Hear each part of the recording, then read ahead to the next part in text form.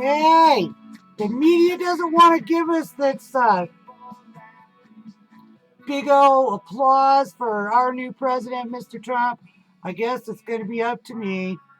Everybody's already in their negative Nelly modes and doing their best to tear him down from the White House all the way to lame street media. You had Van Jones going, "This is a white lash." What the fuck does that mean?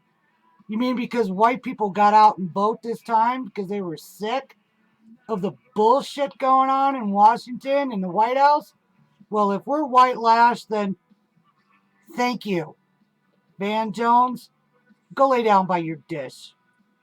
Cher, go have something nipped and tucked and scraped or whatever. When you die, it's just going to be this body in a coffin that's going to take 1,000 years to decompose. Madonna, everybody all the guys that voted for Hillary want to know where they can meet you. They're ready to collect on your promise of a blowjob for voting. Would you please post that for all the guys? Billy Bob wants to be first, though. Hillary's husband. He hasn't had a blowjob since Monica Lewinsky. So you might want to post that on Facebook and Twitter and let everybody know where to meet you for that one. I'm sad to see our little children from college and uh, the millennials that haven't learned how to even open a can of soup yet, let alone change a tire after 4 years of college, crying about losing. You kids are going to change so much in the next 10 years. And if history is written correctly, you'll understand why we had to come out and spank you kids. You're falling for the liberal shit that your teachers are teaching you about.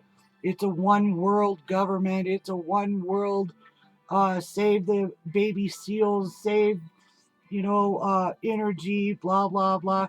They want you in little bitty urban cities. They want you walking and riding your bicycles to work. And, you know, that's all fine and dandy if you live in China where the population is 10 billion over its normalcy and there's very little land mass. Do you realize over 52% of the United States is still unsettled? We could produce 5 kids each for the next 300 years and still be able to have a 10-acre lot of land and a house on it. So this sustainable development thing is absolutely crazy. And dumping all of our tax dollars into global initiatives like through the Clinton Foundation and others like them, Al Gore and Sierra Club and the Conservation Club, and oh my God, I could go down the list. There's more of them than there are toenails on an elephant. But the fact is you're being lied to. You need to understand real politics and real statistics. We are in the information age, guys. If there's something you're the least bit curious about, you can look it up. You're going to have to be disconcerting about how true the information is and maybe go to 5 or 7 or 10 different resources for it. But it's well worth it because then you learn something. I know our schools are not teaching you. They're teaching you about nobody. How do I put this?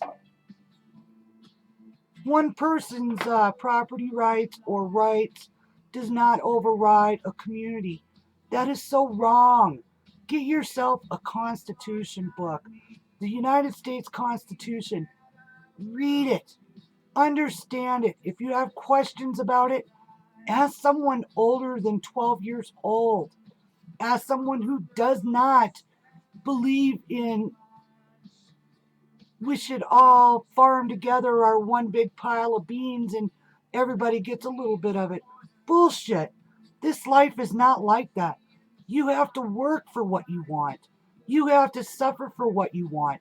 You have to get up off your dead ass, put your Wii down and your Nintendo down, or whatever it's called today, and go out there and learn to do things with your hands. Your college degrees, you may as well roll them up and wipe your ass with them, because we're not gonna ever go there. You're still gonna need ditch diggers.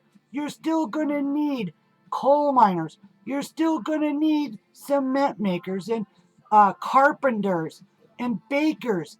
And if you can't do anything with your hand and all you can do is push a pencil, you're gonna starve to death.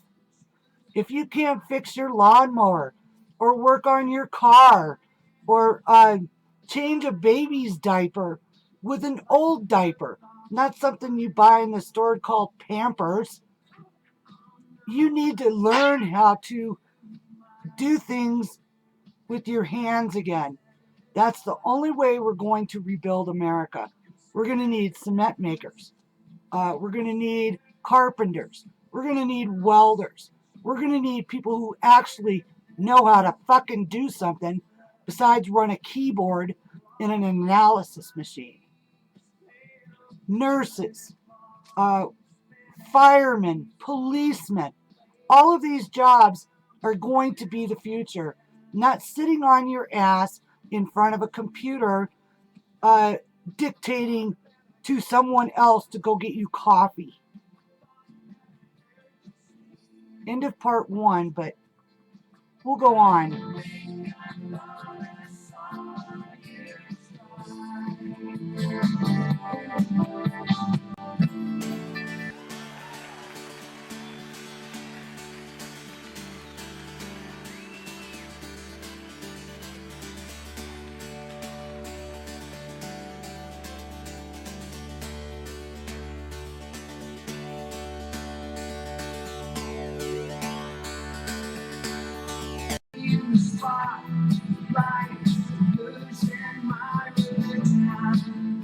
We have to do energy.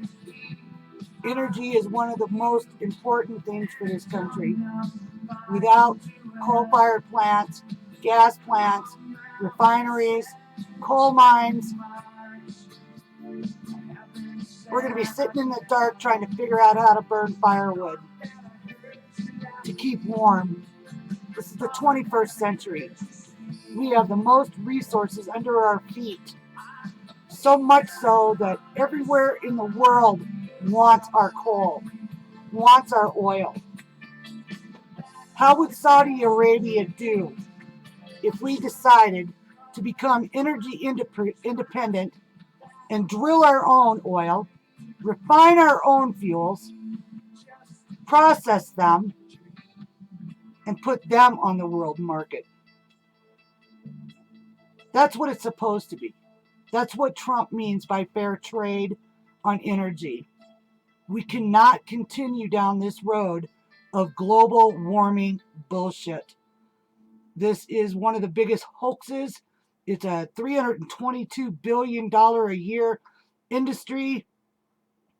And I am one of those people that if China's building 580,000 new coal-fired plants this year, and we're dismantling the ones we've got, there's something fucking wrong.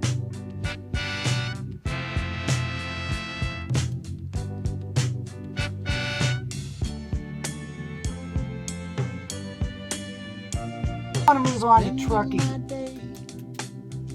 My trucking industry, we are being decimated every day in every way by stupid regulations that require us to fill out logs that are electronic, by limiting our speed limits.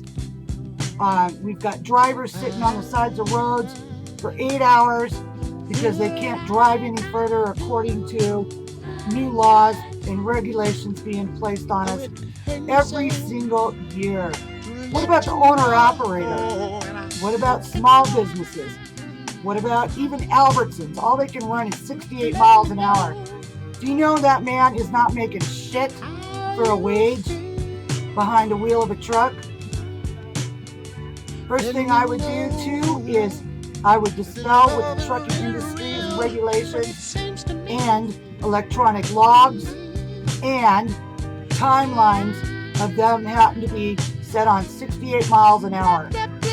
We are not irresponsible people. We drive trucks for a living. We've done it for years. And these medical restrictions on us, if your belly is too fat, you can't drive anymore. My dad's brother, in fact, was a truck driver, and he was as round as he is tall. But he drove for 48 years and never had one fucking wreck. So these regulations make no sense other than to hinder small trucking outfits and mid-sized trucking outfits so that the big conglomerate outfits prosper and the rest of us suffer.